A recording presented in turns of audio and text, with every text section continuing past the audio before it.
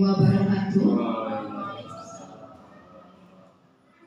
Yang terhormat Ibu Dr. Anda Triwahyuni MM selaku Kepala SMP Negeri 1 Milik. Yang kami hormati Bapak Agus Sudarmanto selaku Wakil Kepala SMP Negeri 1 Milik. Yang kami hormati Bapak Sigitur Rohman selaku narasumber diseminasi budaya positif. Yang kami hormati pula Bapak Ibu Guru serta karyawan SMP Negeri 1 Milik. Alhamdulillah, puji syukur kita panjatkan kehadirat Allah Subhanahu wa Ta'ala karena pada siang hari ini kita dapat berkumpul dalam acara diseminasi budaya positif oleh Bapak Sigitur Rohman selaku calon guru penggerak angkatan 11 Kabupaten Kebumen Provinsi Jawa Tengah. Selawat serta salam marilah kita sanjungkan kepada junjungan kita Nabi Agung Muhammad Sallallahu Alaihi Wasallam. Semoga kita mendapatkan syafaatnya baik di dunia maupun di akhirat. Bapak Ibu yang kami hormati, perkenalkanlah di sini saya Ari Trimulyati akan membawakan acara dari awal hingga akhir. Kami bacakan terlebih dahulu susunan acara pada siang hari ini. Yang pertama yaitu pembukaan, acara kedua menyanyikan lagu Indonesia Raya, acara yang ketiga sambutan, acara yang keempat diseminasi, acara yang kelima refleksi, dan acara yang terakhir adalah penutup. Bapak Ibu, marilah kita awali acara hari ini dengan bacaan basmalah bersama. Bismillahirrahmanirrahim. Semoga acara dapat berjalan dengan lancar dan memberikan manfaat bagi kita semua. Acara berikutnya yaitu menyanyikan lagu Indonesia Raya. Bapak Ibu dimohon berdiri.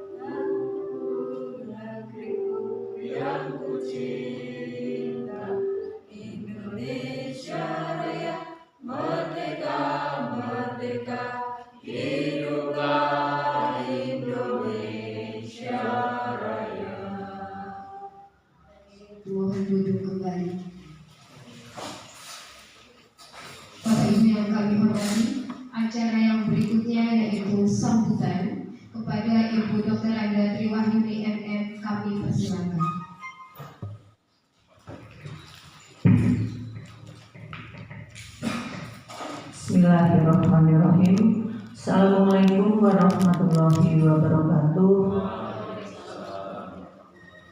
Yang saya hormati Bapak Wakil Kepala Sekolah, yang saya hormati Bapak Sigitur Rohman selaku narasumber pada kegiatan ini, yang saya hormati Bapak Ibu Guru semuanya, peserta diseminasi budaya positif pada siang hari ini. Alhamdulillah kita selalu bersyukur. Marilah kita selalu bersyukur atas semua nikmat, berkah, sehat, dan waktu serta kesempatan yang sudah diberikan kepada kita, sudah dilimpahkan oleh Allah Subhanahu wa Ta'ala kepada kita, sehingga kita bisa melaksanakan kegiatan pada siang hari ini, yaitu diseminasi budaya positif yang dinarasumberi oleh beliau Bapak Sigit Nur Rohman selaku calon guru penggerak di sekolah kita. Selawat serta salam kita sanjungkan kepada Nabi besar kita, Nabi Muhammad SAW. Semoga kita menjadi umat yang mendapat pertolongan di hari akhir nanti. Amin. Bapak Ibu yang saya hormati, pada siang hari ini adalah kesempatan yang sangat baik untuk kita semua yang mengikuti acara diseminasi ini, khusus atau spesial diseminasi budaya positif yang terselenggara pada siang hari ini, karena budaya positif memang sangat penting untuk kita selaku pelaku pendidikan, khususnya selaku guru yang melakukan pembelajaran di kelas. Kenapa? Karena pada saat ini masih termasuk awal tahun pelajaran, yang mana kita masih bisa memulai atau mengingatkan peserta didik kita untuk melaksanakan bahkan meningkatkan budaya positif di kelas maupun di lingkungan sekolah kita. Bapak Ibu semuanya, budaya positif adalah budaya yang harus kita tanamkan kepada anak-anak tentang hal-hal yang baik, hal-hal yang positif, yang kita tidak perlu untuk memberi sanksi atau memberi denda ataupun memberi hukuman kepada siswa, tapi kita harus menanamkan kepada siswa atau kepada peserta didik tentang hal-hal yang bersifat kebaikan, yaitu tentang kehadiran, kemudian tentang sikap, kemudian tentang disiplin waktu, tentang pekerjaan tugas-tugas, kemudian juga tentang kegiatan pembelajaran. Nah, itu kita tanamkan apa yang menjadi kesepakatan bersama yang bisa disepakati oleh seluruh peserta didik. Jadi Bapak Ibu, untuk budaya positif ini Bapak Ibu diminta untuk menanamkan keyakinan, menanamkan hal-hal yang baik yang nantinya bisa disepakati bersama, bisa disepahami bersama oleh semua warga kelas, sehingga pembelajaran bisa berjalan dengan baik. Kemudian juga perilaku siswa, sikap siswa, semua terkendali oleh hal-hal yang baik yang sudah disepakati bersama.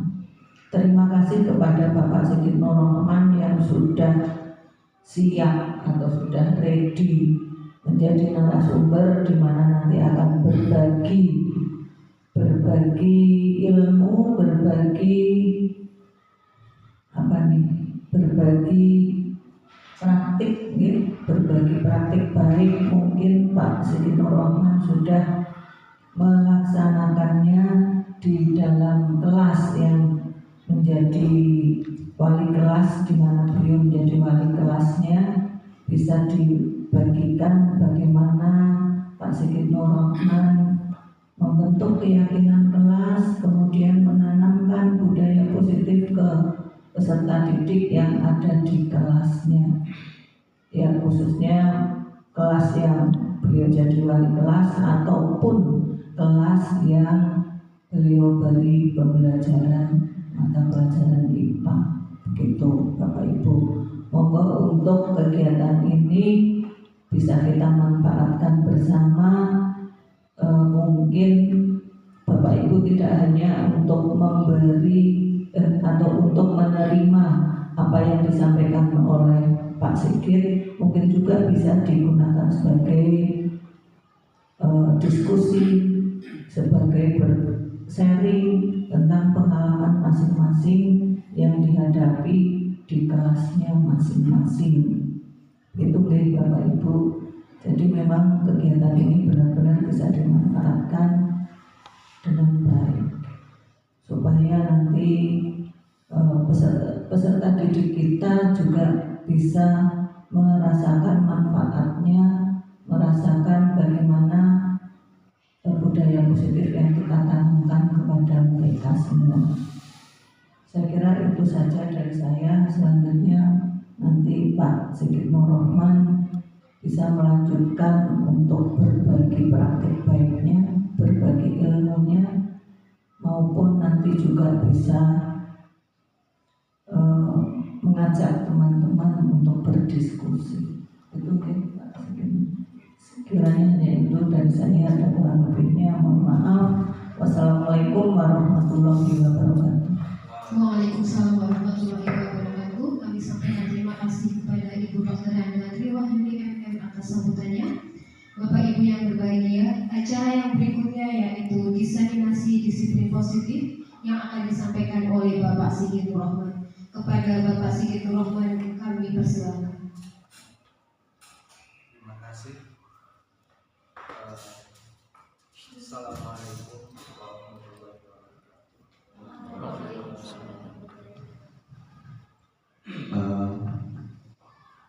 Alhamdulillah, asyhadu an la ilaha illallah wa asyhadu anna Muhammadan abduhu wa rasuluh.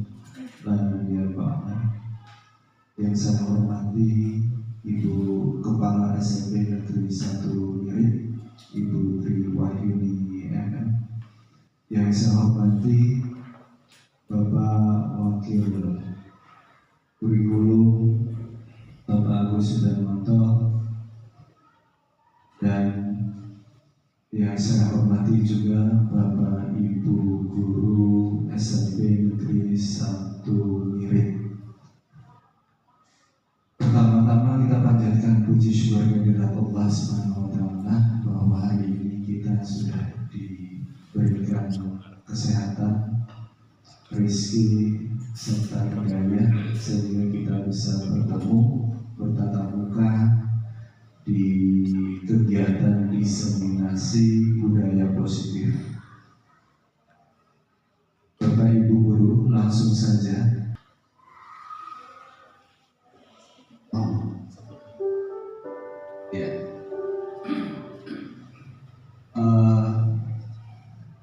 Di sini Ki Hajar Dewantara menyatakan kita ambil contoh perbandingannya dengan hidup tumbuh-tumbuhan.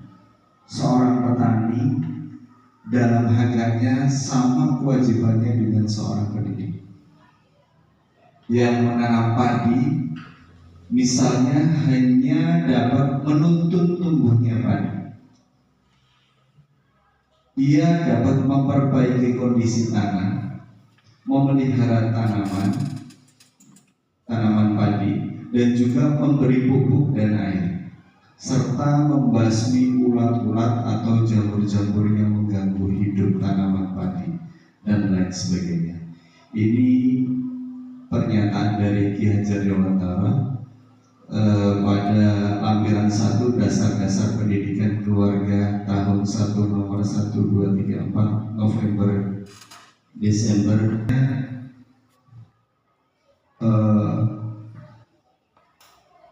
Diibaratkan itu seperti petani. Kita hanya bisanya itu menuntut tumbuh kembangnya anak,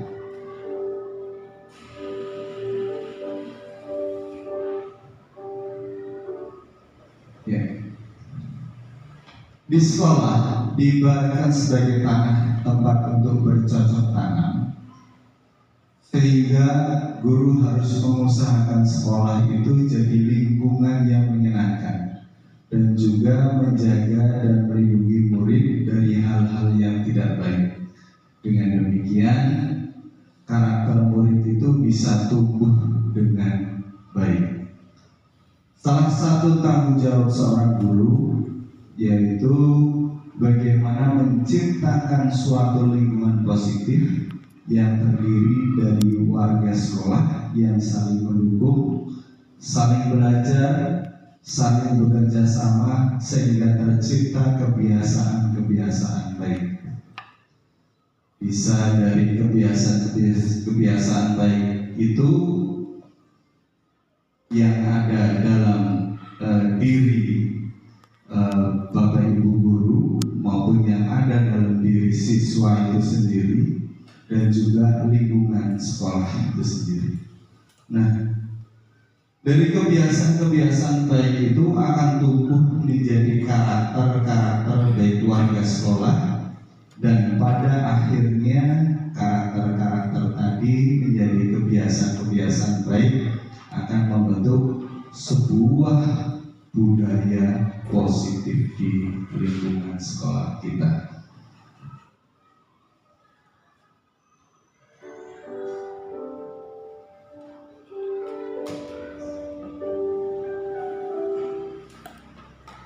Nah, budaya positif terdiri dari beberapa bagian.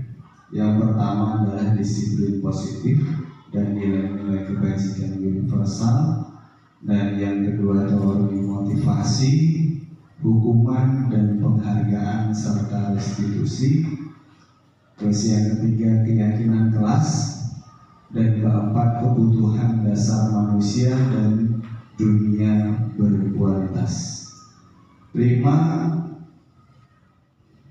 Lima posisi kontrol dalam restitusi, dan yang keenam itu kita akan coba nanti mempraktekkan segitiga restitusi.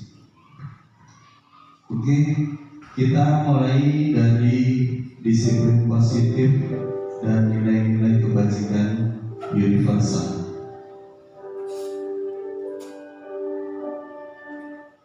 Ya, miskonsepsi tentang kontrol menurut Dr. William Glasser bahwa ilusi kontrol guru itu terhadap siswa. Guru seringkali merasa memiliki kendali penuh terhadap siswa. Namun sebenarnya siswa yang memutuskan untuk mengikuti instruksi atau aturan. Kontrol yang tampak dimiliki oleh guru sebenarnya hanya ilusi saja. Yang kedua itu efektivitas penguatan positif. Miskonsepsi yang kedua, penguatan positif seperti pujian atau hadiah efektif itu dalam jangka pendek saja, tetapi bisa kehilangan daya tariknya itu seiring dengan waktu.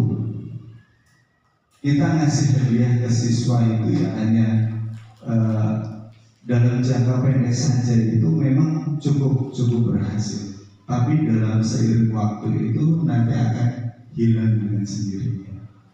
Nah, hal ini membuat siswa itu kurang termotivasi jika tidak ada penguatan dari luar atau dari eksternal dalam diri siswa. Kritik dan rasa bersalah yang ketiga.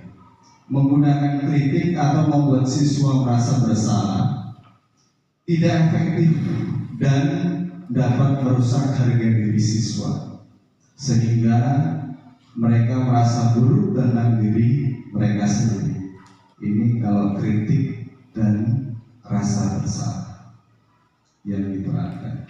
Terus yang terakhir, hak orang dewasa itu untuk memaksa.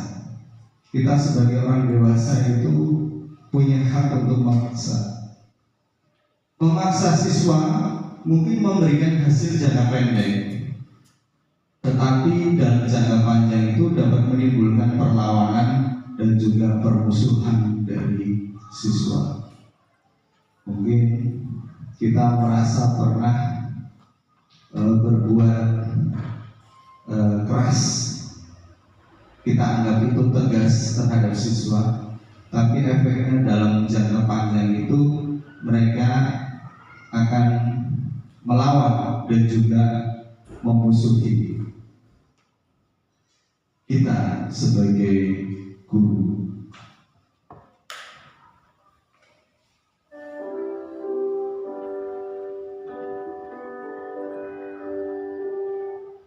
Ya. Perubahan paradigma menurut Stephen R.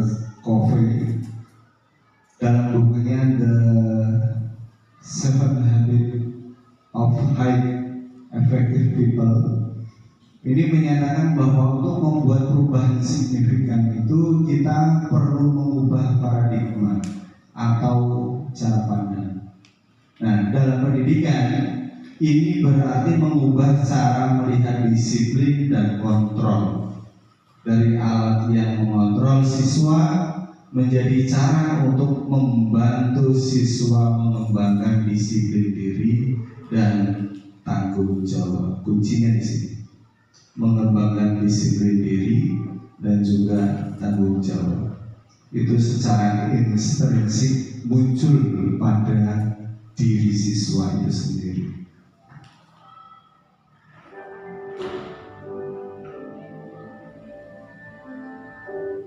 Ya. Makna disiplin menurut Ki Hajar Dewantara dan juga Diana Gosen, Ki Hajar Dewantara menekankan bahwa disiplin harus berasal dari dalam diri siswa. Makna disiplin menurut Ki Hajar Dewantara dan Diana Gosen, Ki Hajar Dewantara menekankan bahwa disiplin harus berasal dari dalam diri siswa, bukan dipaksakan dari luar. Harus muncul itu dalam diri siswa. Nah, Diana Gosen menambahkan bahwa disiplin yang baik adalah yang membantu siswa belajar dari pengalaman mereka dan juga berkembang menjadi individu yang bertanggung jawab. Di sini bahwa Diana Gosen itu menambahkan disiplin yang baik itu membantu siswa belajar. Ya. Belajar dari apa? Pengalaman mereka dan juga perkembangan mereka menjadi individu yang bertanggung jawab. Disiplin bukan hanya tentang hukuman atau penguatan positif, tetapi tentang pembelajaran dan juga pengembangan pribadi. Nah, kita sebagai pendidik, tujuan kita adalah menciptakan anak-anak yang memiliki disiplin diri sehingga mereka bisa berperilaku dengan mengacu pada nilai-nilai kebajikan universal dan memiliki motivasi intrinsik atau motivasi dari dalam dirinya, bukan motivasi ekstrinsik dari luar dirinya.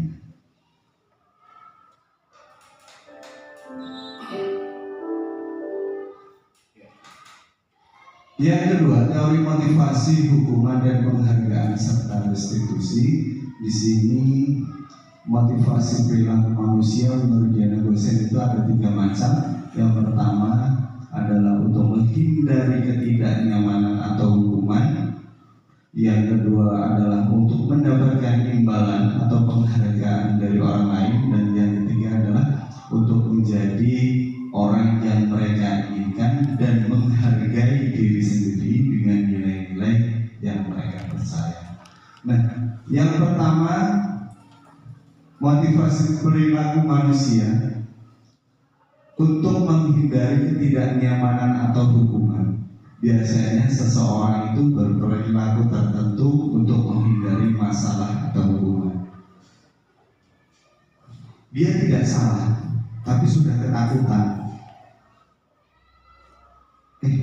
Nanti kalau ketemu dengan Pak Jatmiko, saya akan menghindar karena takut dapat hukuman atau teguran.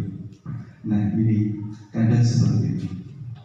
Jadi motivasi yang pertama adalah untuk menghindari ketidaknyamanan atau hukuman. Terus yang kedua, untuk mendapatkan imbalan atau penghargaan dari orang lain. Motivasi ini untuk mendapatkan imbalan atau penghargaan sering digunakan dalam penguatan positif di sekolah. Sering ya kita ya memberi hadiah begitu. Nah, bikin video yuk kegiatan positif di sekolah. Nanti Pak Guru kasih nasi padang. Kadang begitu, hadiahnya adalah nasi padang. Nah, ternyata di sini kurang bagus. Karena apa? Kalau kita hanya kasih satu anak saja nasi padang, satu kelas tidak, otomatis itu akan menjadi kecemburuan juga bagi anak yang lainnya. Nah, disinilah maka untuk mendapatkan imbalan atau penghargaan dari orang lain itu, motivasi ini sebenarnya kurang masuk, ya, kurang bagus. Nah, yang ketiga, untuk menjadi orang yang mereka inginkan dan menghargai diri sendiri dengan nilai-nilai yang mereka percaya. Nah, inilah motivasi yang paling kuat, yaitu apa? Keinginan untuk menjadi orang yang mereka inginkan dan menghargai diri mereka sendiri. Inilah motivasi yang munculnya itu dari dalam diri, internal atau intrinsik itu sendiri, ya. Nah, disinilah berasal nilai-nilai pribadi dan juga tujuan hidup dari kita atau siswa kita itu akan muncul.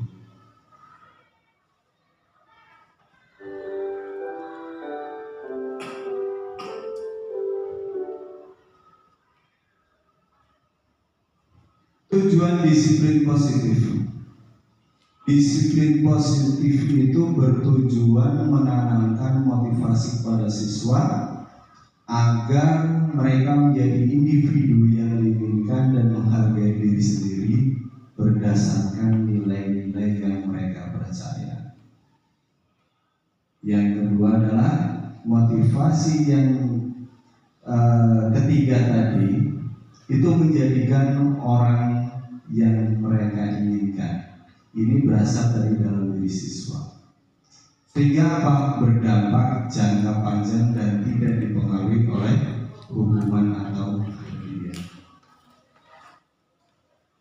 Termotivasi dengan sendirinya, ya, tanpa saya dapat hadiah, saya dapat hukuman.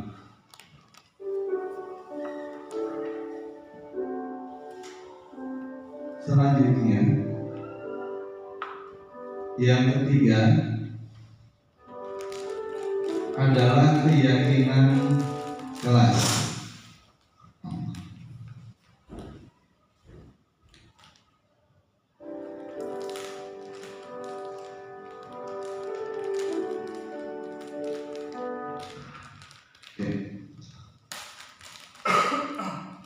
Keyakinan kelas. Keyakinan kelas adalah nilai-nilai atau prinsip-prinsip yang disepakati secara universal. Nah, di sini pembentukan keyakinan kelas melibatkan seluruh siswa dalam prosesnya itu dan juga dalam memastikan bahwa keyakinan tersebut mudah diingat dan diterapkan di lingkungan kelas. Nah, langkah-langkah membuat keyakinan kelas atau dalam membentuk keyakinan kelas itu meliputi yang pertama ada curah pendapat, terus menyusun keyakinan dalam bentuk positif, dan yang terakhir adalah meninjau ulang dari keyakinan kelas secara bersama-sama. Ini ada contoh, bisa kita lihat dulu. Ini salah satu cara membuat keyakinan kelas, mungkin belum sempurna, tapi saya berusaha untuk membuat. Mungkin Bapak Ibu lebih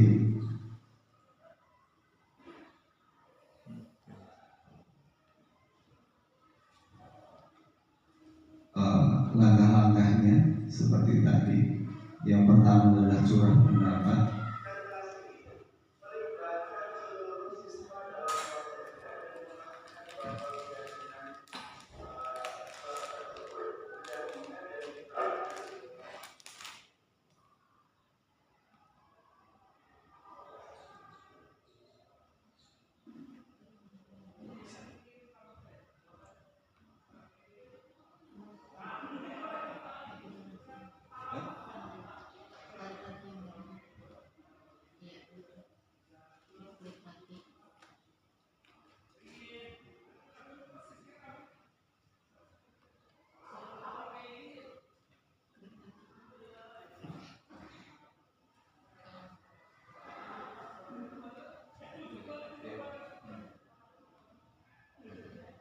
Langkah yang pertama, curah pendapat.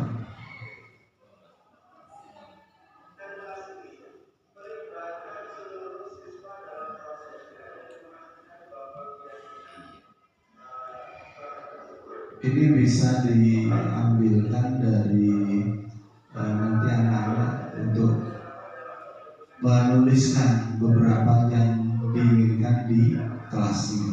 Begitu.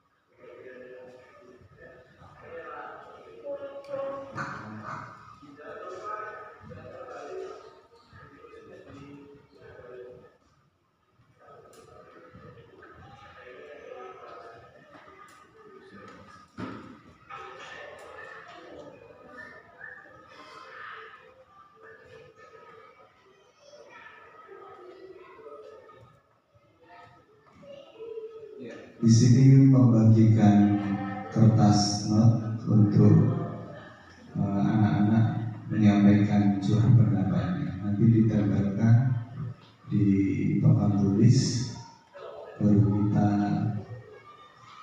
kelompokkan. Nanti ada beberapa keyakinan yang akan muncul di dalam kelas tersebut.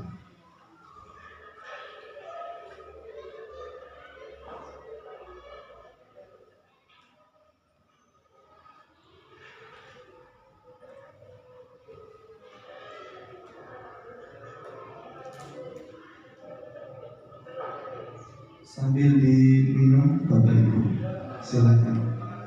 Mohon maaf.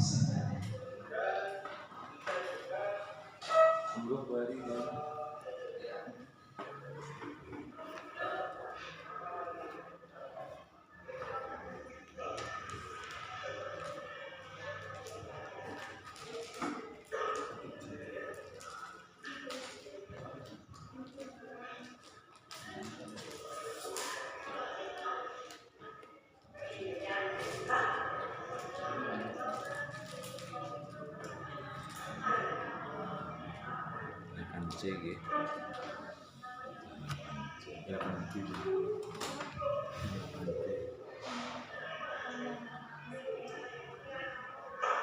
Ya sing pinter sing kiri, bilang dulu tapi ya. Sing pinter aku bilang dulu. Aku itu ya tapi dulu. Tapi apa itu?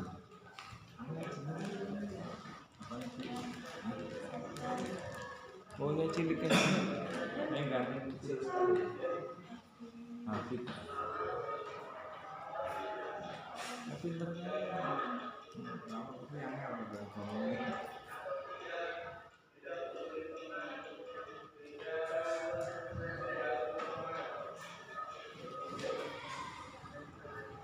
Mungkin bahasa saya kurang begitu jelas.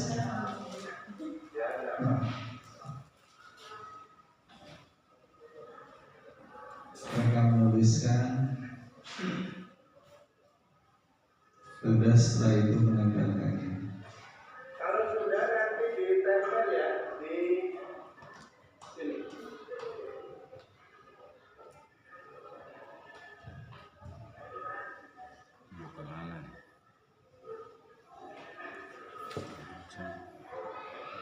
Ada yang contek-contekan juga. Tadi mereka berdiskusi di situ.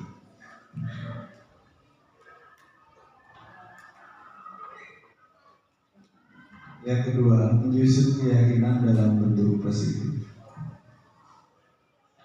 Mulai ditempelkan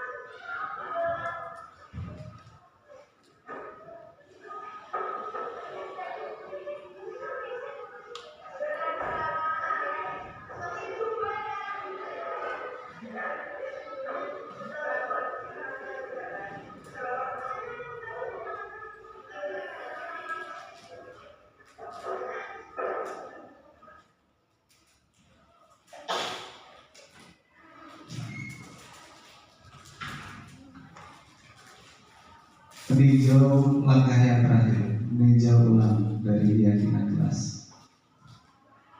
Setelah tadi, sudah habis.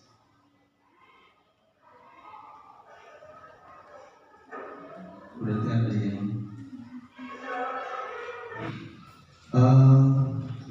yang keempat, kebutuhan dasar manusia dan juga dunia yang berkualitas. Nah, ini berkaitan dengan 5 kebutuhan dasar manusia, yaitu pertama kebutuhan bertahan hidup, kasih sayang dan rasa diterima, yaitu kebutuhan untuk diterima ya. Terus yang ketiga pemuasaan, itu kebutuhan pengakuan atas kemampuan, dan yang keempat kebebasan, kebutuhan akan pilihan dan juga kesenangan atau kebutuhan untuk merasa senang.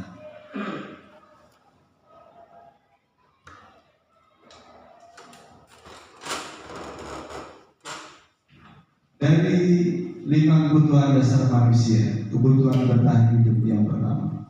Di sini kebutuhan bertahan hidup atau survival adalah kebutuhan yang bersifat fisiologis untuk bertahan hidup, misalnya kesehatan, rumah, dan makanan, serta juga kebutuhan biologis sebagai bagian dari proses reproduksi, termasuk kebutuhan untuk tetap bertahan hidup. Komponen psikologis juga pada kebutuhan ini meliputi kebutuhan akan perasaan aman juga masuk pada kebutuhan bertahan hidup.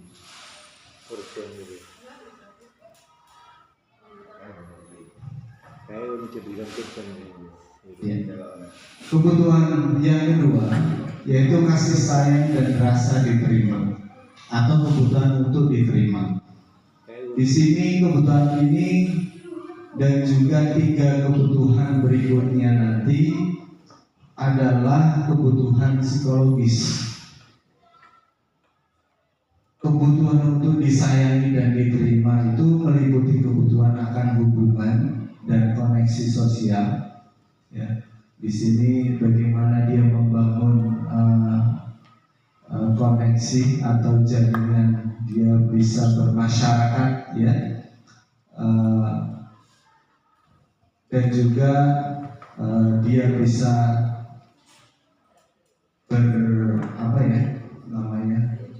dengan masyarakat itu menjadi sesuatu yang bisa terhubung lah, ya, bisa terhubung koneksi sosial. Dengan dia kepala desa, dengan dia dengan punya RW, ya, dia punya RW, dia punya RT dan lain sebagainya. Nah, ini koneksi sosial. Nah, kebutuhan untuk memberi dan menerima kasih sayang dan juga kebutuhan untuk merasa menjadi bagian dari suatu kelompok. Nah, apakah saya juga termasuk kelompoknya ini atau kelompoknya itu? Nah, ini ternyata memang salah satu kebutuhan dasar manusia. Jadi manusia itu berkelompok, tidak bisa hidup sendiri, butuh orang lain. Terus yang ketiga dari kebutuhan dasar manusia adalah penguasaan. Kebutuhan pengakuan atau kemampuan. Oh iya, saya bisa apa? Oh iya, saya bisa begini. Saya ingin diakui. Itu ternyata memang kebutuhan dasar dari manusia. Kebutuhan ini berhubungan dengan kekuatan untuk mencari sesuatu yang menjadi bisa kompetensinya, terus menjadi terampilnya, menjadi diakui atas prestasi dan juga keterampilan kita. Oh iya, saya bisa buat sapu dan lain sebagainya. Oh, saya bisa menggerakkan siswa untuk melakukan kegiatan bersih-bersih kelas dan lain sebagainya. Ya. Nah, ini penguasaan memang menjadi kebutuhan dasar manusia. Kebutuhan diakui, pengakuan atas kemampuannya, dan otomatis di sini didengarkan dan memiliki rasa harga diri. Ya.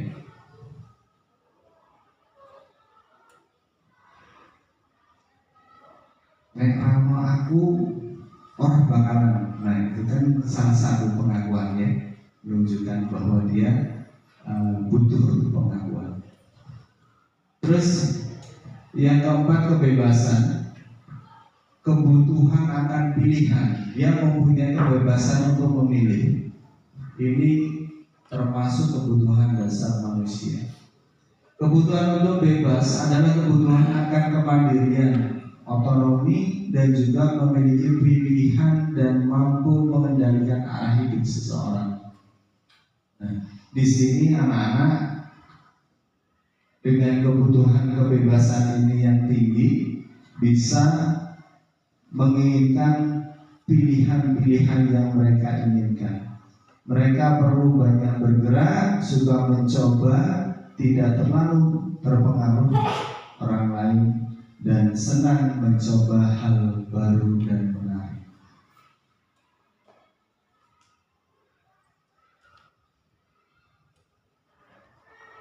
Selanjutnya yang terakhir, kebutuhan dasar manusia yang kelima adalah kesenangan. Di sini kebutuhan untuk merasa senang. Kebutuhan akan kesenangan merupakan kebutuhan untuk mencari kesenangan, bermain dan tertawa. Nah, salah satunya adalah kenapa kok sering kita bercanda, itu salah satunya ini. Kebutuhan akan kesenangan. Makanya di CGP itu sering sangat bahagia, biar apa, termotivasi, senang terus. Walaupun tertekan dengan tugas-tugas yang harus ya.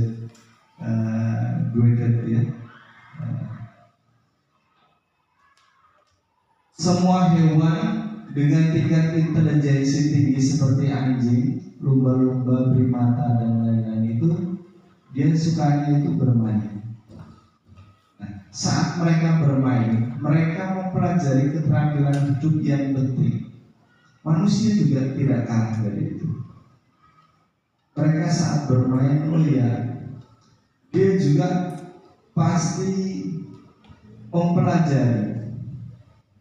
Yang tadinya seperti sekarang musim layangan ya, tadinya tidak bisa membuat layangan. Begitu juga tali goji, diterbangkan nggak bisa-bisa. Oh ternyata lama-kelamaan ternyata punya keterampilan untuk membuat tali goji dan layangan bisa diterbangkan. Nah ini manusia juga seperti itu.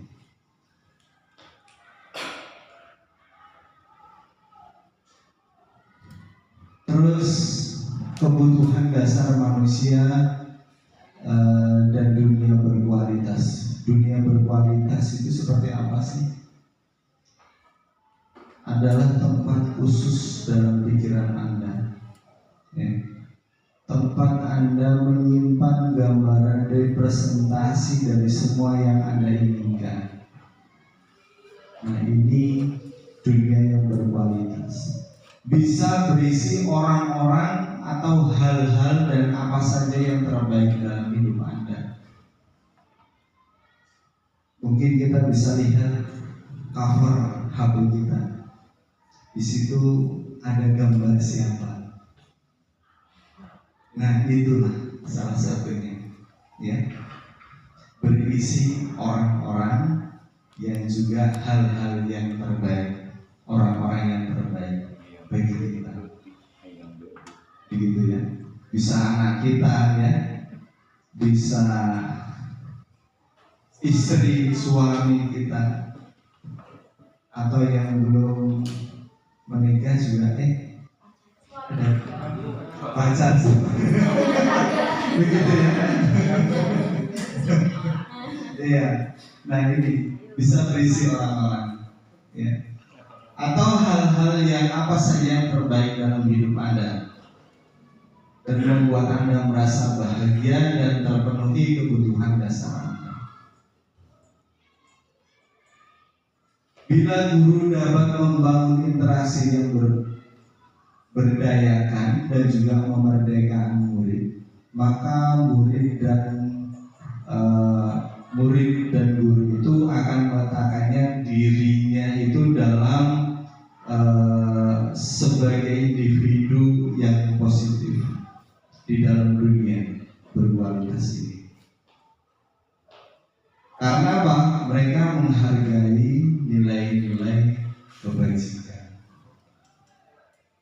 Nah disinilah bila Bapak Ibu guru dapat membangun interaksi dan juga memberdayakan dan juga memerdekakan murid itu, maka murid akan meletakkan dirinya sendiri sebagai individu yang positif.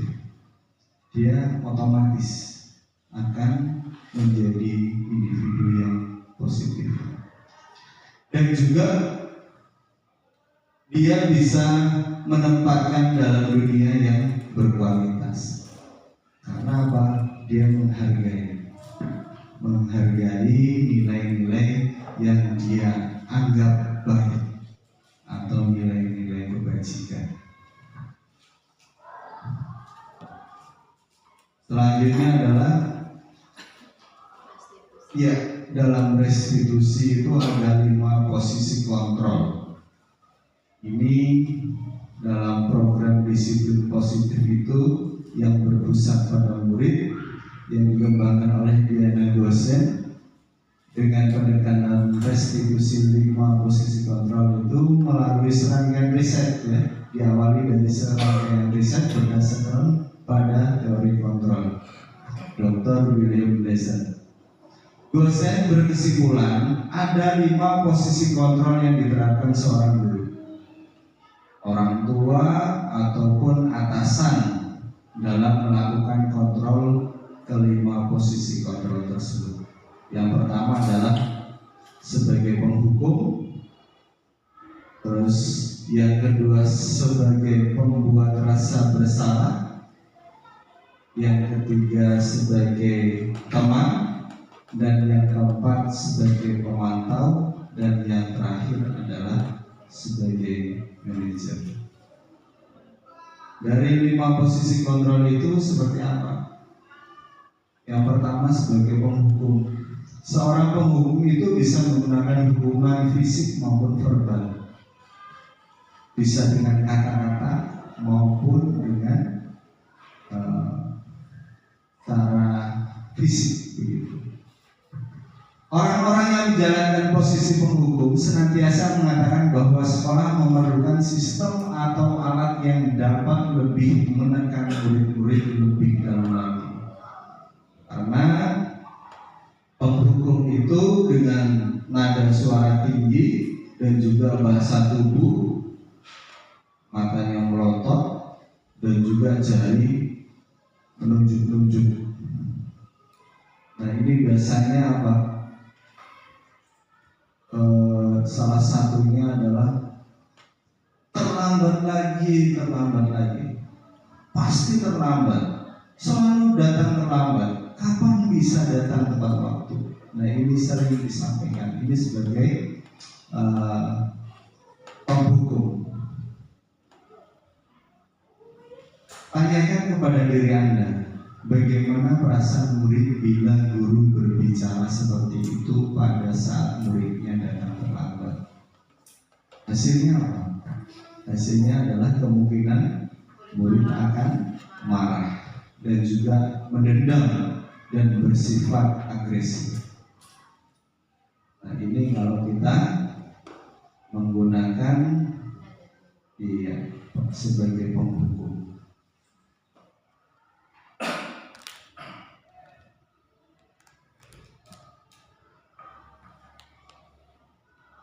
Lima posisi kontrol yang kedua itu pembuat merasa bersalah.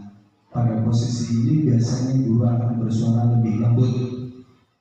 Pembuat rasa bersalah itu akan menggunakan keheningan yang membuat orang lain itu merasa tidak nyaman, terus merasa bersalah ataupun rendah diri.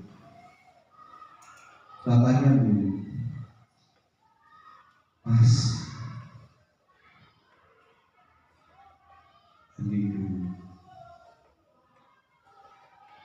Bapak sangat kecewa sekali dengan kamu. Anda ini sih rendah, ya. Tapi ternyata apa di sini? Ini akan menjadikan anak itu merasa bersalah, tidak nyaman. Pembuat rasa bersalah ini biasanya nada suaranya itu memelas atau halus atau sedih. Bahasa tubuhnya itu merapat pada anak dan lesu. Adi, contohnya, kamu ini bagaimana ya? Kamu sudah berjanji dengan ibu tidak akan terlambat lagi. Kamu kenapa senang-senang mengecewakan ibu? Kata-kata ini, kamu kenapa? Saya senang sekali mengecewakan ibu. Ibu benar-benar kecewa sekali. Nah, disinilah bagaimana perasaan murid bila ditegur seperti ini, hasilnya adalah murid akan merasa bersalah. Bersalah telah mengecewakan ibu atau bapak gurunya. Murid itu akan merasa menjadi orang yang gagal dan tidak sanggup membahagiakan orang lain. Nah ini posisi kontrol yang kedua. Yang ketiga sebagai teman. Guru pada posisi ini itu tidak akan menyakiti murid, namun akan tetap berupaya mengontrol murid melalui persuasi. Posisi teman pada guru bisa negatif ataupun positif. Misalkan kata-kata yang keluar dengan lembut akan seperti ini. Ayo bantulah demi Bapak ya. Ayo ingat tidak bantuan Bapak selama ini. Ingat tidak dengan bantuan Bapak selama ini. Ya sudah, kali ini tidak apa-apa. Nanti Ibu bantu bereskan. Kelihatannya positif, tapi ada ternyata di situ hal negatif juga ada. Contohnya ini apa? Ayo bantulah demi Bapak ya, demi Bapak. Nah ini menjadikan anak itu menjadi ada hal negatifnya. Ayo membantu Bapak. Kalau tidak Bapak tidak dibantu. Atau orang lain, Bapak Ibu guru yang lain tidak mau bantu.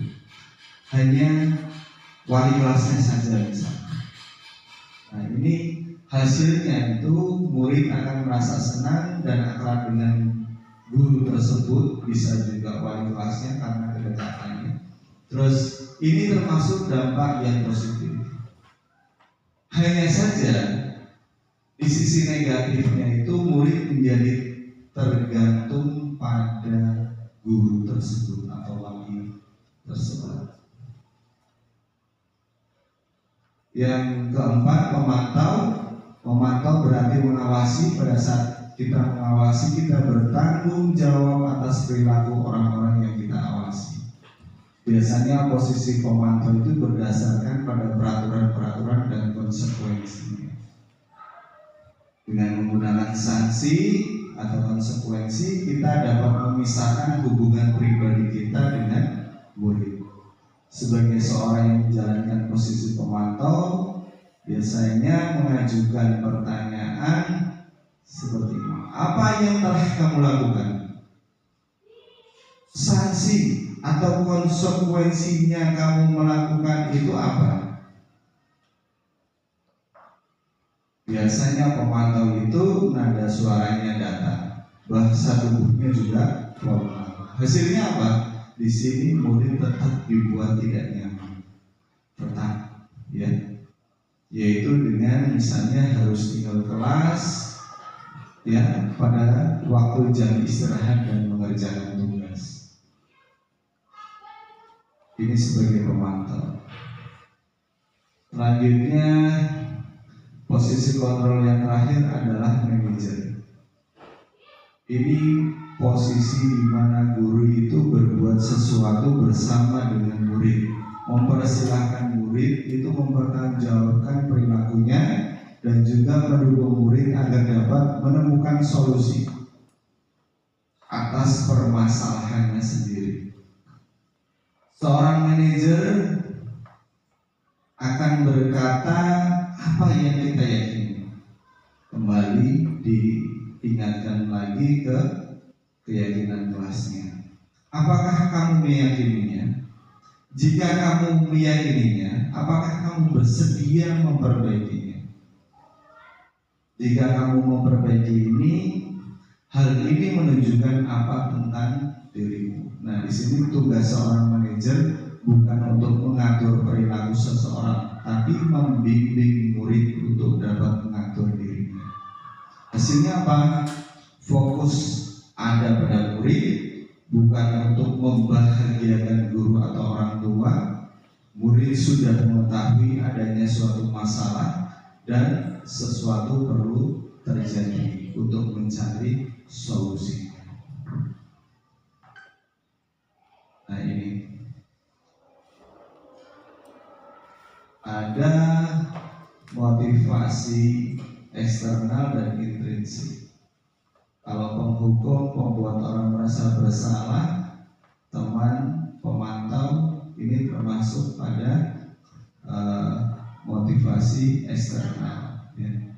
Perilaku kontrol negatif dari kalau penghukum dan pembuat orang merasa bersalah itu adalah di sini akan menjadikan identitas gagal. Sedangkan yang identitas berhasil itu ada teman, pemantau, dan manajer. Nah, yang paling tinggi adalah manajer. Karena menguatkan watak, ya, menguatkan watak atau karakternya. Kalau sebagai pemantau itu menyesuaikan bila diawasi. Orang Pak Budi, pelanggan, biasanya gitu. Oh iya, tidak ada Pak ini, nah itu akan melanggar. Tapi kalau ada Pak Budi, itu tidak mau anak-anak itu melanggar. Nah ini menyesuaikan bila diawasi. Terus ketergantungan.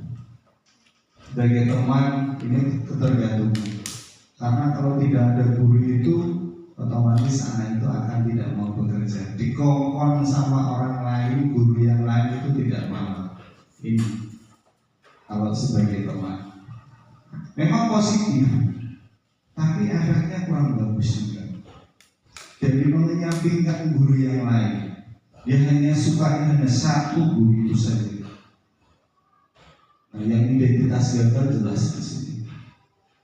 Ya, kalau membuat orang merasa bersalah, menyembunyikan dan juga menyangkal, kadang juga berbohong. Ini kalau kita membuat orang merasa bersalah. Penghukum, memberontak, mendendam, menyalahkan orang lain, padahal dia sendiri yang salah. Nah, itulah. Nah, tujuan dari restitusi ini dari 5 posisi kontrol adalah mencapai posisi manajer, di mana guru membantu siswa menjadi pribadi yang mandiri, merdeka, bertanggung jawab atas perilaku dan juga sikap mereka. Oke, contoh restitusi kita bisa aplikasi. Yang terakhir adalah segitiga restitusi. Saya kira Bapak Ibu guru sering mendengar ini, segitiga restitusi. Ada menstabilkan identitas, yang kedua adalah validasi tindakan yang salah, dan yang ketiga adalah menanyakan keyakinan.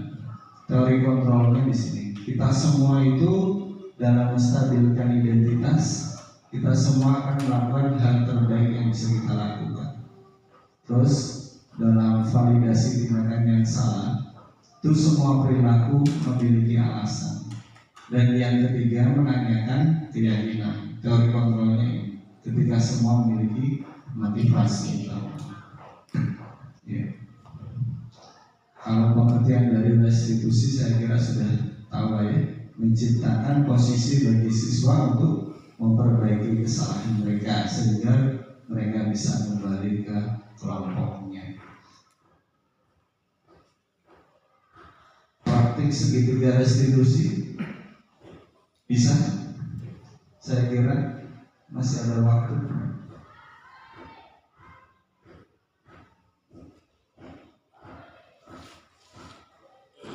Sudah berapa menit? 60 sudah. Oke, berarti video kasus saya kira tidak usah. Praktik juga segitiga restitusi. Kita langsung ke implementasi disiplin positif di sekolah. Untuk menerapkan disiplin positif di sekolah, langkah-langkah yang dapat diambil meliputi pelatihan guru, kolaborasi dengan siswa dalam pengambilan keputusan terkait aturan dan keyakinan kelas, serta evaluasi dan penyusunan aturan dan prosedur sesuai dengan kebutuhan. Kesimpulannya adalah di sini membangun budaya positif di sekolah memerlukan perubahan paradigma dalam pendekatan disiplin dengan memahami motivasi perilaku manusia dan juga menggunakan pendekatan seperti restitusi. Guru itu dapat membantu siswa mengembangkan disiplin diri dan tanggung jawab. Disiplin positif bukan hanya tentang menghindari hukuman atau mendapatkan hadiah, tetapi tentang membangun karakter dan nilai-nilai yang bertahan lama. Siswa tidak hanya akan belajar lebih baik, tetapi juga tumbuh menjadi individu yang merdeka, mandiri, dan bertanggung jawab. Sekian dari saya. Terima kasih. Sebelum itu bisa sedikit menanggapi atau apa begitu, tanya silakan. Salah satu.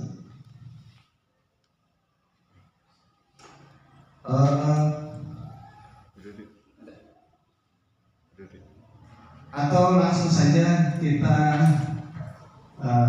bikin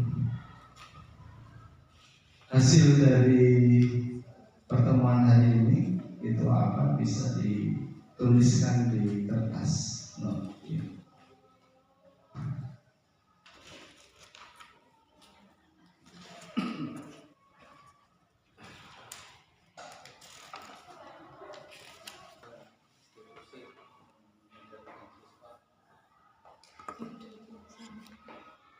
Ya. Kalau pertanyaan silakan.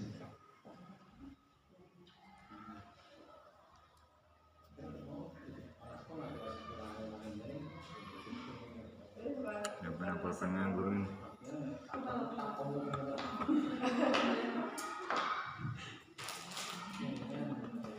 Betul ya. Apa satu ya?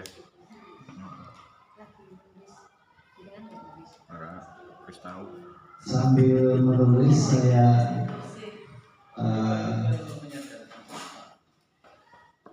mungkin salah satu penerapan segitiga restitusi bisa dilihat.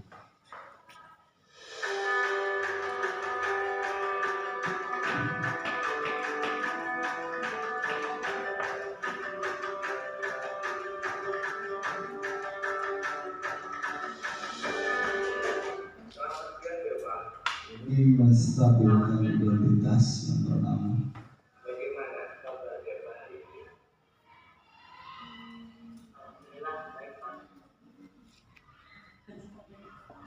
Baik ya Pak, apakah kamu tahu nama Bapak Anda sendiri? Itu Pak. Kenapa? Karena saya kesal Pak.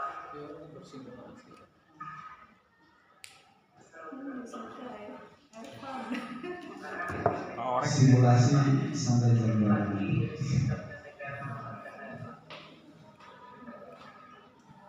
Oh begitu. Ya wajarlah kalau kamu marah dan kesal. Jika Bapak ada di posisi kamu, Bapak juga pasti akan marah dan kesal. Kenapa?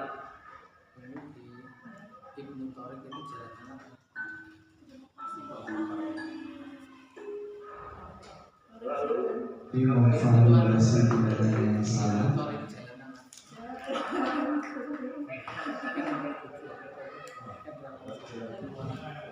oh begitu. Kamu berbuat begitu, mereka tidak rasakan. Ya Pak, karena saya kesal. Masa saya diam aja, saya sampaikan kepada saya. Tapi nanti saya bilang saya tidak mau pulang sendiri. Yang ketiga, menanyakan keyakinan.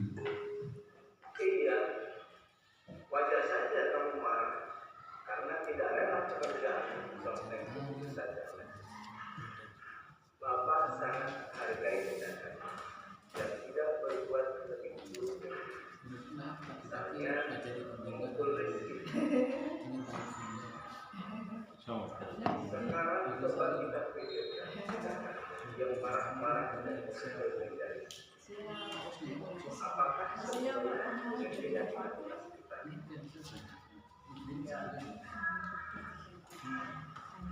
Menurutmu, keyakinan kelas apa yang tidak benar?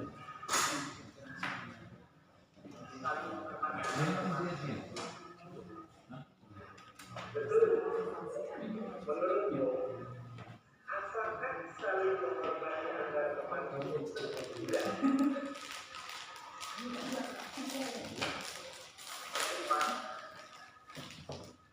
Baik, kalau menurutmu itu penting, apa yang akan kamu lakukan untuk memperbaiki masalah ini?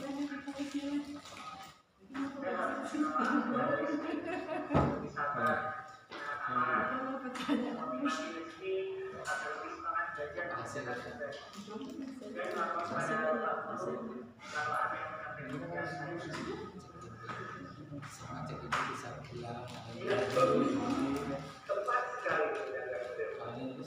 Dan inilah dan segera bersama pada rezeki.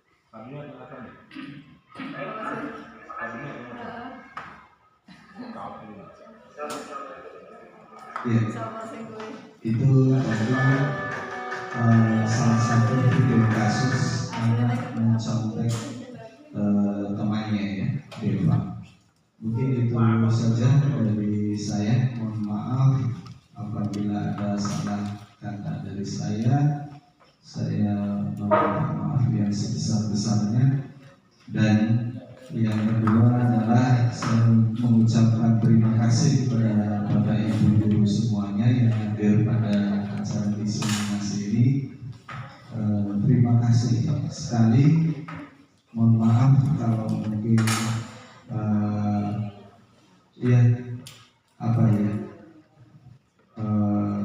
apa yang disiapkan oleh kami atau saya pribadi itu banyak yang tidak berkenan di Bapak Ibu semuanya. Terima kasih dan Assalamualaikum warahmatullahi wabarakatuh. Waalaikumsalam warahmatullahi wabarakatuh.